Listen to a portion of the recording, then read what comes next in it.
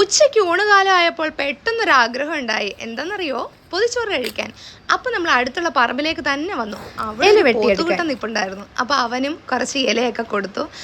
പിന്നെ ദേ ഇതാണ് പറമ്പ്. അവിടുന്ന് ദേ നല്ലൊരു വാഴയില തന്നെ നമ്മൾ വെട്ടിയെടുത്തിട്ടുണ്ടായിരുന്നു.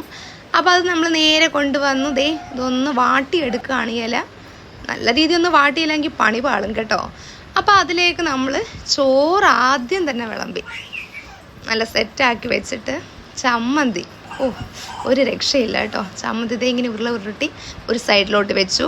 അതുപോലെ തന്നെ ഒരു ഓംലേറ്റും സൈഡിലോട്ട് തന്നെ വെച്ച് കൊടുത്തു. പിന്നെ ചൂര ഫ്രൈ അതും വെച്ച് എടുക്കുകയാണ്. എനിക്ക് ചെയ്തുകൊണ്ട് നിൽക്കുമ്പോൾ തന്നെ എനിക്ക് കൺട്രോൾ ചെയ്യാൻ പറ്റുന്നില്ല. അത്രയ്ക്ക് എനിക്ക് വായിൽ കൂടെ വെള്ളം വരുന്നുണ്ട്.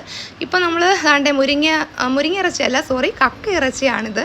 അപ്പോൾ തേങ്ങ അരച്ച് മുരിങ്ങക്കായൊക്കെ ഇട്ട് കറി വെച്ചതാണ്. അപ്പം പൊതിച്ചോറായതുകൊണ്ട് നമ്മൾ കുറച്ചേ എടുക്കുന്നുള്ളൂ. അതിൻ്റെ കൂടെ നാരങ്ങ